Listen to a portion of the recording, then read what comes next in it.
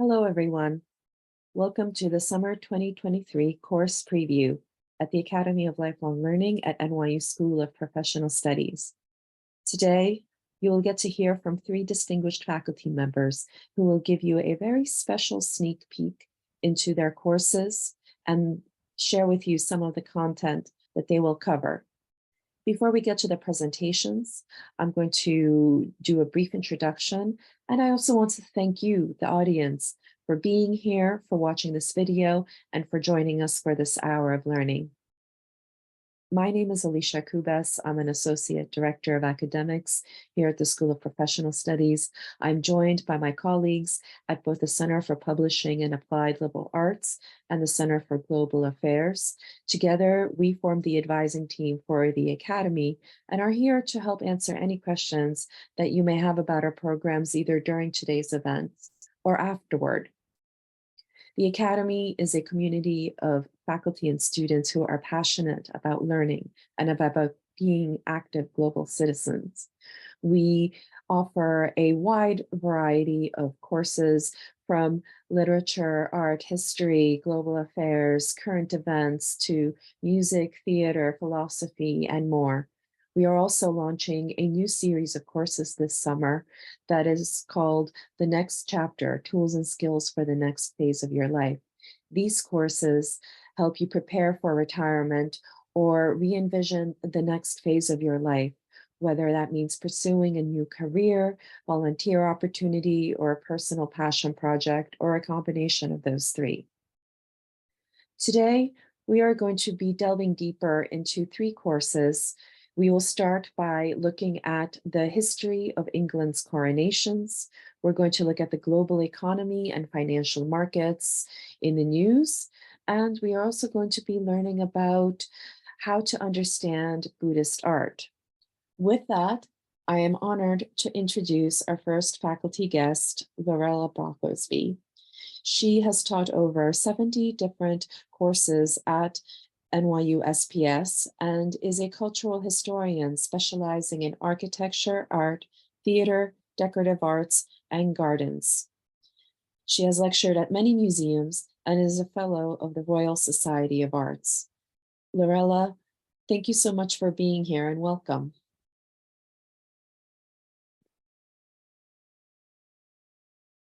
Thank you, Alicia. And I want to spend just a little bit of time talking about the course, which is going to be in person. And I shall be up very early on Saturday morning, the 5th or the 6th, or whatever the date is. I've got so many programs on the coronation yet. And it will be 5 o'clock in the morning on Saturday coming that I will get up early to watch the procession and to check just how much King Charles III has altered the traditions of the coronation and, on the other hand, has respected the traditions of the past. And my course, which is in person, will actually, I'm going to include some of the very early medieval histories that relate even more than 5 or 6 centuries. But you're going to see, when you look at the coronation on Saturday, the great throne, I'll be talking about thrones, why they are so important, how they figured in the coronation history. And underneath, you'll see the Stone of Destiny, which was shipped from Scotland on the 29th of April this year for the ceremony, and it will then return immediately to Scotland because it's considered one of the honours of Scotland. Why has it become so important? And why has it been such a contention between England and Scotland for a while, but now thankfully it's back in Scotland, and I've actually seen the site where the original stone of Scone was installed, and it's said to go back to the 9th century. And then you've got the crown jewels, and there's been so much on the television and on the newspapers about the diamonds, and really I want to focus on crown jewels, not so much on the diamonds themselves, but how they were lost, how they were pawned, and some are still remaining under the Wash, which is a section of the North Sea from the days of King John, and nobody has discovered where they are. So there's still a great history and mystery. And that little ampulla, which is the eagle, which carries the holy oil, with King being anointed with it, the little spoon goes back to the 11th century. And there's a whole history about what happened with that spoon and a dispute between King Henry II and indeed Thomas Becket, and the spoon relates to that period. Next slide, or next image, I should say, please. There we go. Now, I think that in the coronation, King Charles III has eliminated the great aristocratic robes. I don't think we're going to be seeing those, but I want to explain why they were so relevant and why, when you visit English country houses, you will see them still displayed. Proud owners have them displayed. And in the background, there you see a coronation chair from the coronation of Elizabeth II in 1953. And those were the chairs that they were given when they sat at Westminster Abbey. They are on display proudly, and I think you can even buy them online for about $3,000 now. But they are the relics, the treasures, the souvenirs, the aristocratic souvenirs of the last coronation. And we have to wonder what the souvenirs will be for the new coronation. Next slide, please. Thank you. Crown jewels. Well, there have been so many, and there are so many thousands, and you'll see them in the Tower of London. But I wanted to mention that the crown jewels in England are considered to be the most opulent and surviving. But the oldest crown jewels, in fact, are the honours of Scotland. That actually is Mary Queen of Scots' crown. It's in Edinburgh Castle, and it's very, very beautiful. And on the left, you can see someone holding what is a replica of Henry VIII's crown. A tiny fragment of it was discovered only very recently, and a replica has been made. And again, it's a very beautiful object, and it isn't quite as grand or momentous as the crowns that you will be seeing at the coronation on Saturday. Next one, please. We also have to think about Oliver Cromwell and the Commonwealth in England. And Cromwell deplored the crown jewels. And it's an example of how the crown jewels were lost, pawned, stolen. He didn't like the idea of the crown jewels. It represented the monarchy that he deplored. And the course will cover that in 4 sessions. I will talk about the impact that Cromwell also had on the regalia and his own views of the royal system, of course, because monarchy was exiled and didn't come back to the throne until 1660. So we're talking about the 17th century here. Next, please. Processions are very important. And I believe that the king will be going to Westminster Abbey in a new air-conditioned coach. Very smart.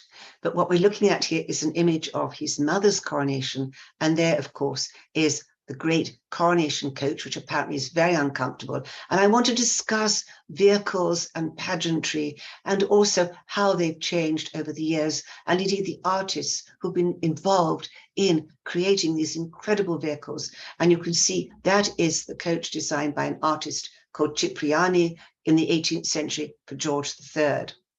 It was a rainy day, and I understand it's going to be a rainy day on Saturday, which is a shame for King Charles III, but there we go.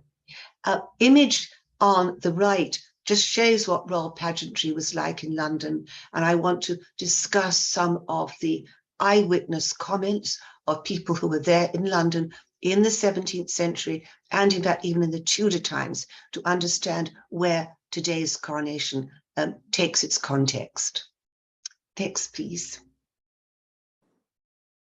Also, the actual coronation itself, because it's going to be very, very splendid. And it will, in fact, represent so much of the history that I want to talk about, to put into context this ancient ceremony. And I'm always fascinated because this is not English, but it does, in fact, cover an aspect which I think I want to think about in the course because I think it's so relevant. This is the picture of Napoleon's coronation in 1804, painted by David in 1807. And of course, it was the great scandal that Napoleon crowned himself. And somehow I even have a picture of Josephine's shoes that she wore for her husband's coronation. There she is, sitting there, looking down upon the ceremony. And of course, it was considered an absolute scandal that Napoleon had crowned himself. Why the connection? Well, obviously, we're talking about France, and then I would refer, and we're going to speak about this in the course, the Bayeux Tapestry, which I've only seen once, but you can now scroll online for it horizontally and see the whole monumental, magnificent piece, which is probably from about the 1080s, and it's actually embroidery on linen. And there, in that image, you see a coronation, and it is inspired by France. Now, you may say, but this is Harold, who was a Saxon king of England. What is he doing, looking like he's carrying the memorabilia that you would see in a coronation in France? Well, I want to discuss that because Harold was in France. He knew the situation. He knew the coronation splendors, the traditions, and Bayeux Tapestry, there you can actually see is Harold. There he is with a scepter, which you will see on Saturday, and the orb, the scepter about judicious government, the orb, the religiosity of the coronation, and there it is personified in about the 1080s of this tapestry. So again, we can go back such a long way and then see how it connects with the present on Saturday. And of course, when William the Conqueror invaded England, and this is what the Bayeux Tapestry explains for us, and visually, it's like a visual YouTube for us in a way. You can understand why there were sort of riots outside Westminster Abbey when King William was crowned, and they weren't really riots, they were people cheering him, and it was thought that it was a riotous occasion, and it wasn't. And that was when he was crowned in Westminster Abbey, hence the tradition of the crowning in Westminster Abbey. And it goes right back to the period of 1066. Next, please. Royal portraits are very important. I'm talking about royal portraits. We'll compare them. Elizabeth I, there she is on the left. King George III, this is actually after his coronation, and he insisted on having his portrait painted by a Scottish artist, and he was asked why he didn't want Sir Joshua Reynolds, and he said, no, I want the Scottish artist, Alan Ramsay, and there is his official portrait, which would appear in embassies and everywhere in the colonies in those days. Next, please. And Charles II, who came to the throne in 1660 after Cromwell had passed away. Cromwell's son had taken over for 2 years in 1658, and then the monarchy, exiled monarchy, returns to the throne, and here is Charles II not knowing what to do for his crown jewels. And so what you're seeing here is a picture of him with his regalia, and that had to be recreated because of what Cromwell had done with the royal jewels, smashed them up, sold them. And so Charles was confronted with thinking about new regalia and new crowns. And so you'll hear, when you listen to the coronation commentary on Saturday, how many of those crowns have been reconnected, redesigned, and many of them are said to contain some of the old stones that were given back to England when Charles came to the throne, including an old spinel that may have belonged to Henry V, and so on. So there's a history even about the diamonds and the jewels themselves. Next, please. And this famous picture by Cecil Beaton of Queen Elizabeth II, and it was considered to be the most magnificent portrait of a monarch.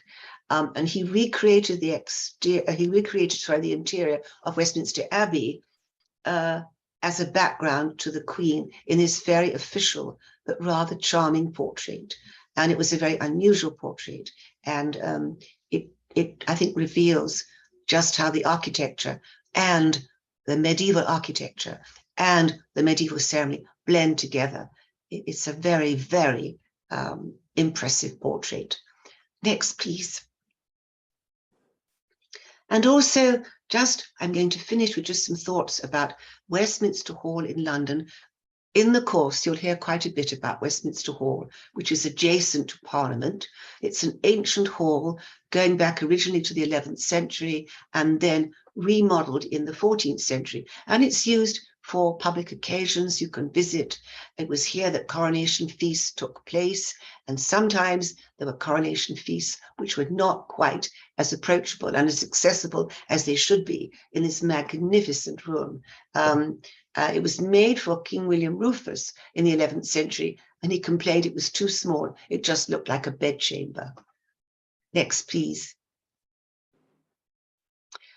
George IV, Queen Victoria's uncle, difficult coronation, problems after his coronation. I was talking about that and how he actually had to borrow jewels from a jeweler because he didn't have enough money in his bank to buy new jewels for the regalia.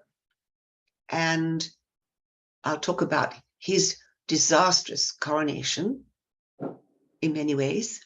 Next, please.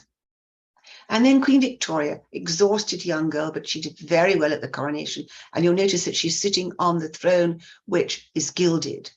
And we have to ask why it's been gilded historically, what happened when it got gilded again by the Victorians, which was the wrong gilding and damaged the wood. And there she is being crowned. And she wrote in her diaries and journals, at about 4:30, I re-entered my carriage, the crown on my head and the scepter and orb in my hands. The enthusiasm, affection and loyalty were really touching. And we know, of course, that Victoria was a great writer. She wrote many letters and journals, and gives us so much information about that day. And I think she actually went back to Buckingham Palace after the coronation and after all the ceremony to talk to her dog Dash. Also, souvenirs. Souvenirs are very important.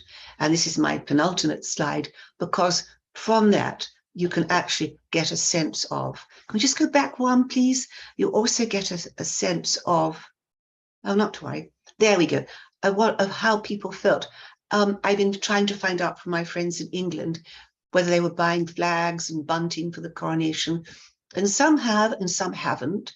I think they haven't quite got into the coronation mood yet, because it's an occasion that hasn't happened for such a long time.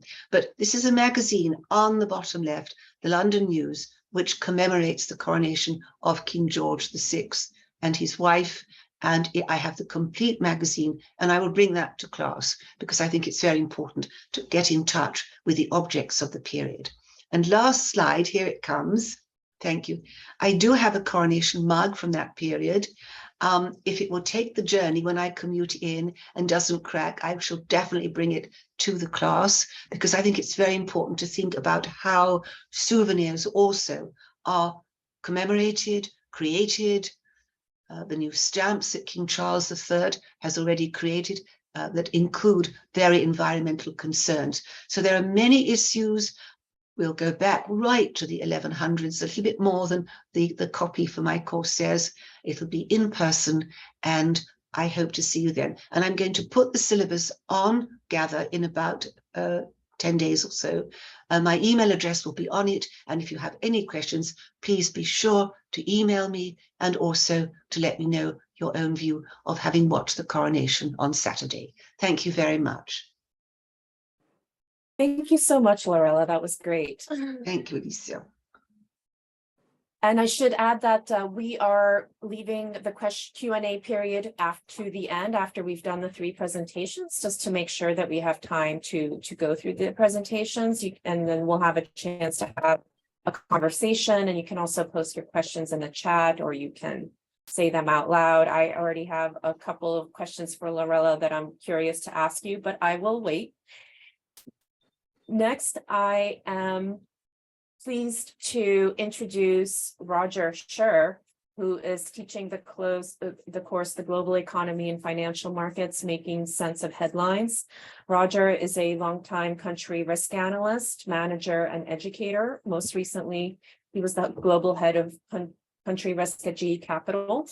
He has broad experience making advanced calls on country risk in developed and emerging markets, and is a specialist in sovereign ratings, international political economy, and research.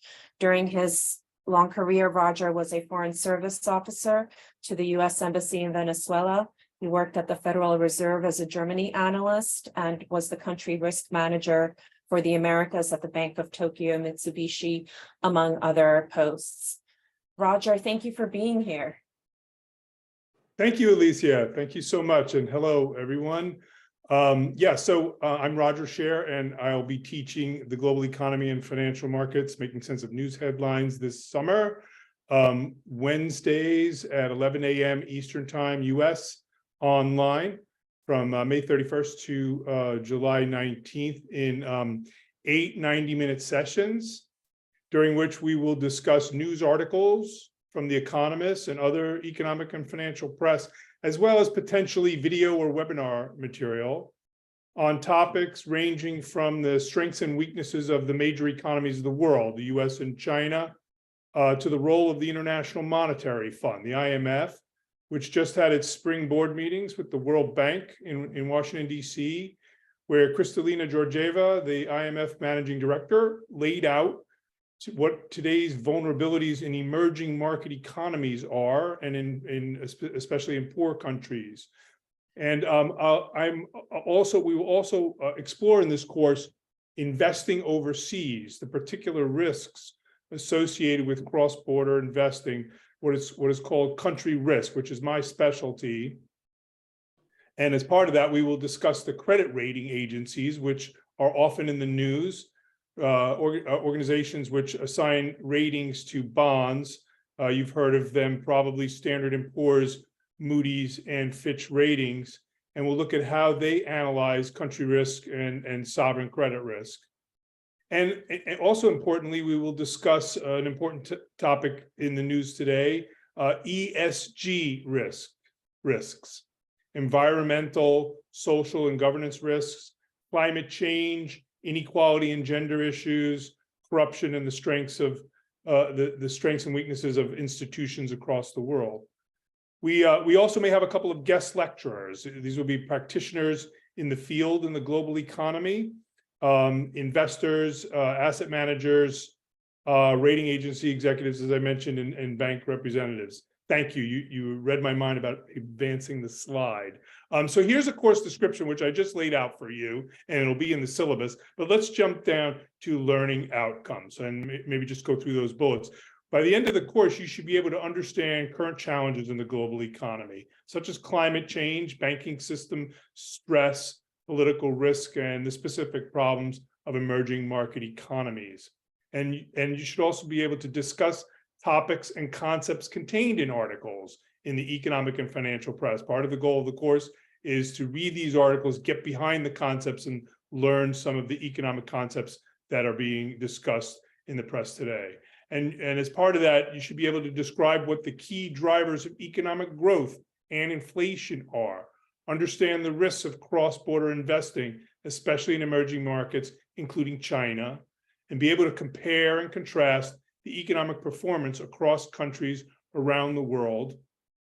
And importantly, identify key sources of economic and related data and analysis available to economists, investors, and readers of the financial press.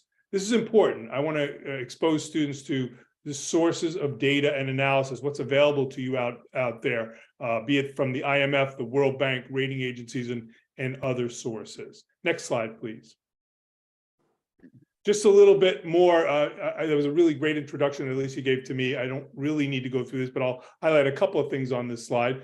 So I'm an adjunct professor teaching in the Center for Global Affairs, teaching international political economy, which is a core course in the MSGA program, the Master of Science in Global Affairs. It's on the global economy, and it's interdisciplinary, covering economics, political science, and history. I also created and rolled out a course called Country Risk Analysis and Management, which is a seminar course in which real hands-on job-oriented course in which we by the end of the course, we have a simulation of a corporate country risk committee where students do deep dives on countries and recommend investment options to the committee, something similar to what I did for some time at GE Capital, which I'll get to in a moment. Currently, I am the head of public sector programs and director of the Sovereign Decarbonization Program at the Emerging Markets Investors Alliance. There's a link there if you want to look at the organization. It's it's a nonprofit that brings together investors in stocks and bonds to advocate with issuers of debt and equity, be they governments or companies, on ESG objectives, climate change, things such as emissions, commitments to making emissions cuts, social goals, governance improvements, reducing corruption, things of that nature. And as Alicia mentioned, I'm the former managing director and global head of country risk from GE Capital, former managing director and head of America's sovereign ratings at Fitch Ratings, and I also was a U.S. Foreign Service officer at the U.S. Embassy in Venezuela. Next slide, please. So here, I just wanted to give a taste of what we will cover in class. One of the topics will, of course, be China, and this is just a slide showing the strengths and weaknesses of China economically and politically. And really from what I was saying before, the country risk perspective, what are the risks of investing in China, looking at the economic and political risks, and what are China's strengths and weaknesses? I'm not going to go through all the bullets here, but strengths that many people know about the Chinese case, such as strong GDP growth, history of strong GDP growth, and of effective government, innovation, and research and development. And the weaknesses, a high level of debt throughout the economy, heavy state involvement, and tensions, external tensions related to geopolitics, Taiwan, human rights, and trade. Next slide, please. This is my last slide, just to show you.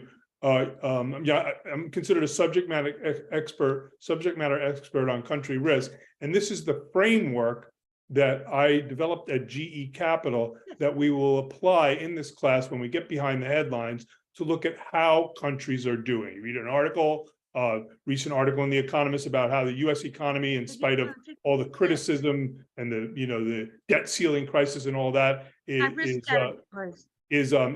quite robust and quite strong compared to other countries. So we kind of break it down into these four bubbles of risk: sovereign credit risk, the risk that whether the government will pay its debts on time and in full; ESG risk, environmental, social, and governance risks that I mentioned before; political stability, the risks of government overthrow, political violence, social unrest; and the last bubble, very important to investors, capital controls risk. Many companies have bank accounts all over the world, and they put cash in many countries in the world, and they want to understand what is the risk that a government will impose capital controls so we have trapped cash and can't get our money out of the country. So this will be the perspective that we will take. And the last two slides were just to give you a sense for one topic and how we'll get behind the headlines to understand some of the concepts.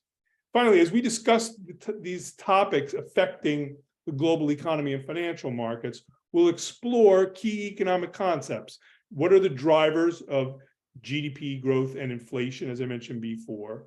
What's the balance of payments? What's the trade balance that a country has in relations with the rest of the world, financial relations? What is the level of foreign exchange reserves, and what does that mean? What about government debt? What's a high level of government debt? What's a sustainable level of government debt? How about the banking sector? We have banking crises that happen in different parts of the world, recently in the United States with Silicon Valley Bank. How do we measure the health of the banking sector, and what can go wrong? And any other concepts students are interested in, economic concepts, getting behind and getting depth on those that they draw from articles that we read in class. So with that, I'll turn it back over to you, Alicia. Well, thank you so much, Roger. And I'm going to stop sharing my screen so that our next presenter can share her screen, Maud LeClaire. While she's getting her screen up, I will just give you a brief introduction. Maud started her career as a researcher in the Asian Art Department at the Metropolitan Museum of Art, specializing in South and Southeast Asian art. She conducted research on the Met's Buddhist, Hindu, and Jain art collection for acquisitions, publications, and gallery rotations. She also contributed to the preparation of a major exhibition on early Buddhist art in India that you'll hear about very shortly. And I will add that she's a very talented artist in her own right. So Maud, I now turn the mic over to you. Welcome and thank you for being here. Thank you so much for hosting me this morning. Can everyone see my screen? Yes, fantastic. Yes. Thank you for this introduction, Alicia. As you mentioned, I worked at the Met for 4 years, specializing in South and Southeast Asian art. And I just want to mention this exhibition that I worked on, Tree and Serpent, Early Buddhist Art in India, opening this summer.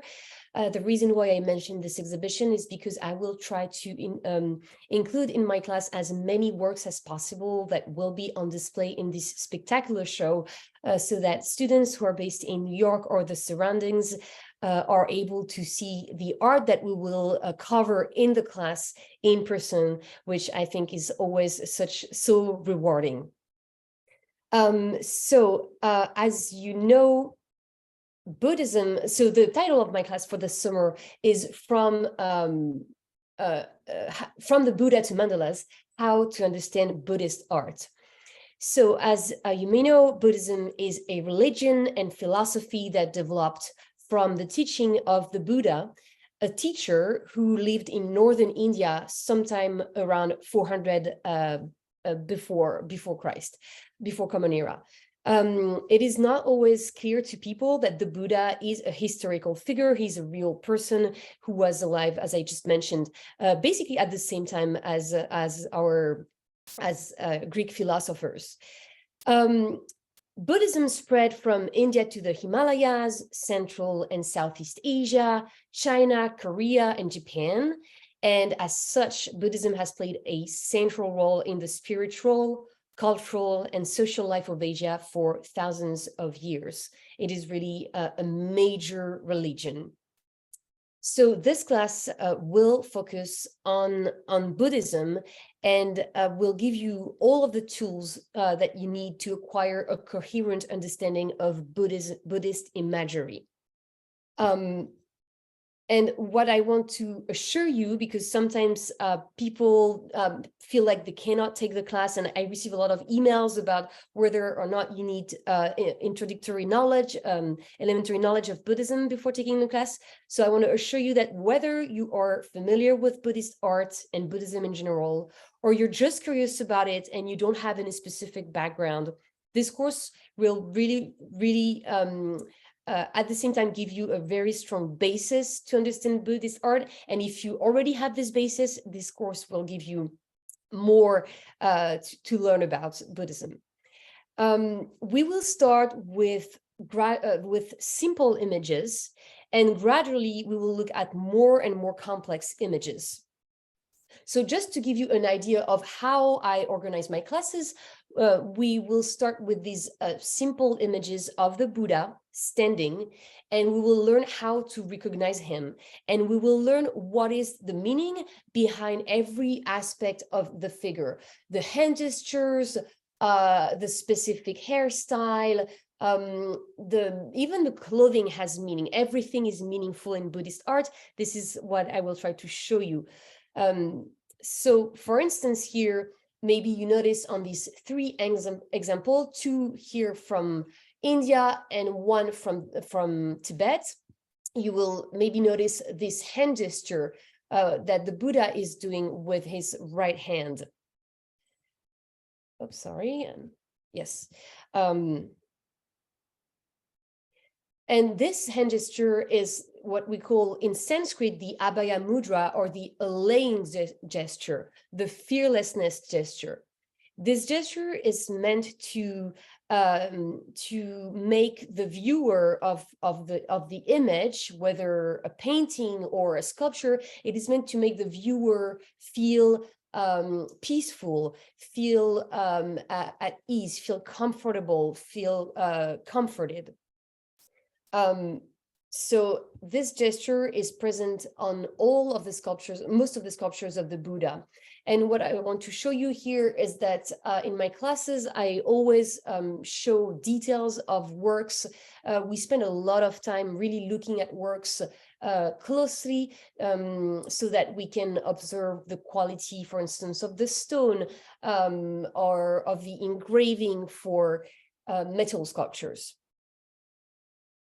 So here is an example of the Abhaya Mudra, the gesture of fearlessness in this Tibetan sculpture. Moving on here also to show you how the class will start. You may notice here that the Buddha has extended earlobes, very elongated earlobes, and you may wonder why. It's a feature that we find across all sculptures of the Buddha. This is from southern Cambodia. This is from Sri Lanka, and you can see here the same elongated earlobes. This is from Thailand, and again, you can see this odd feature. The reason why the Buddha has elongated earlobes is because he was born in a royal family in northern India, and he was a prince. So he was really born in a very wealthy context, and he had everything you could possibly want. Materially speaking, he had access to all of the pleasures of life and had never experienced poverty or need. And what is specific about the Buddha's life is that around the age of in his early 30s, he decided to renounce his wealth because he could tell that something was missing in his life, and he decided to go search for truth, in his own words, and search for a better understanding of the human condition. And so he removed all of his jewels, he got rid of all of his very beautiful clothes, and went on his spiritual journey in poverty. And so as a prince, the Buddha used to wear very heavy earrings, which extended his earlobes. And here he's shown as a teacher, as an ascetic, as a renouncant, but the earlobes are a witness of his previous life in wealth. So this is just to give you one example of how everything is meaningful in Buddhist imagery.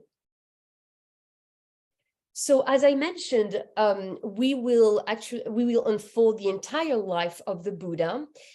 You will see that it's a mix of historical facts and legend, which is very interesting. And as we unfold his life story, images will become more and more complex, but it's also very narrative, so very enjoyable to follow. To give you one example, this is a depiction of his miraculous birth. This is a very beautiful bronze sculpture, copper alloy sculpture from the Guimet collection in Paris. So the Buddha is said to have emerged from the right flank of his mother Maya. Maya was a queen, as I mentioned. He was born in a royal family. And as she was traveling through northern India with her husband, the king, she grasped the branch of a sal tree. And as she grabbed the branch, the tree blossomed, and the Buddha here emerged from her right flank. So you can see here the little baby doing a prayer gesture like this, emerging from her right side. So we will see a lot of very endearing images, beautiful images, even funny images, because Buddhist art also has its own sense of humor. And to show you the variety of Buddhist art, I just want to show you two other interpretations of the same exact scene. Here, this is a 19th century Indian print, as you can tell, with heavy European influence in the style. And Maya here is shown in the middle of the image, grasping the branch of the sala tree. The tree is blossoming. You can see the white flowers. And the baby here is just being carried in the arms of all of the deities that appeared when he was born. Here it is a Chinese depiction of the same scene. What I particularly love about this interpretation is that the Buddha is shown emerging from the sleeve of his mother, Maya, as she's also grasping the branch. But as you can tell, the color palette is very different. The style obviously is extremely different, and we will comment on stylistic differences, iconographic differences, etc. This class will focus mostly on Indian art and on arts from the Himalayas. That means the Kashmir here. My square should really be larger, in fact. Kashmir, Nepal, and Tibet. And we will explain how Buddhist imagery has evolved from where it was born in northern India to Tibet, Nepal, and Himalaya, and the Kashmir. And just to go back to a previous slide, so the title of the class is really from the Buddha, we've talked a little bit about him, to mandalas. Everybody has heard this word mandala, but then it's hard to know what a mandala is exactly. So a mandala is really a type of image specific to the Himalayas. And it is a depiction of the Buddhist spiritual journey. So a Buddhist practitioner is someone who who explores in their life the possibility of reaching nirvana. We will explain what nirvana is. And a mandala is an abstract depiction of this spiritual journey. It depicts a fortress seen from above with different levels of gates and protective walls, and a deity here at the center of the mandala. So as a Buddhist practitioner, you start from the outside here of these squares and circles, and you progress through different gates and doors to reach nirvana, to reach the core of Buddhism and its truths. Alicia, do you have a little bit more time? I lost track of time. Yes, we're just past the 10 minutes, but why don't you take another minute if you have anything else you wanted to add? Yes, so we will focus particularly on Himalayan art. We will look at contemporary Himalayan art. This is a very beautiful work by an artist who is actually regularly shown at the Rubin Museum in New York. We will look at paintings, and I want to emphasize the fact that this will be a very visual class. We will look at a lot of very colorful, charming, funny, also beautiful, potent images, and really explore the meaning of each aspect of these images. So contemporary art, but also historical paintings and sculptures, because bronze sculpture is one of the most important aspects of the Buddhist Himalayan artistic production. Do not hesitate to reach out if you have any questions about the class. And again, everyone is welcome, whether you don't know anything about Buddhist art or whether you're already familiar with this religion and artistic tradition. Thank you so very much for listening.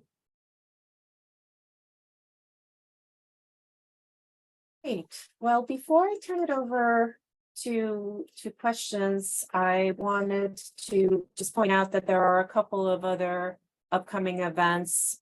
Michelle, would you anything interesting that you'd like to mention about May 4th?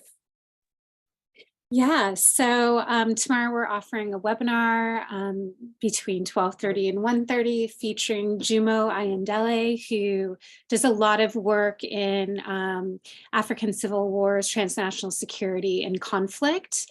So she'll be talking about some research that she's recently done. I'll go ahead and pull that link from our Eventbrite page for anybody who is interested in attending. Great.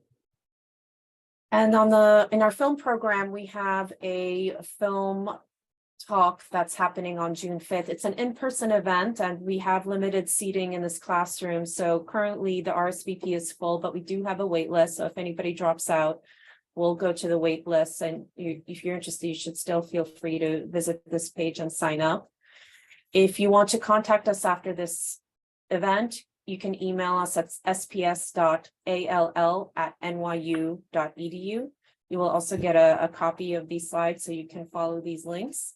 And with these remaining minutes, I would love to open it up to the group so that you can ask questions or to the speakers or share any of your comments.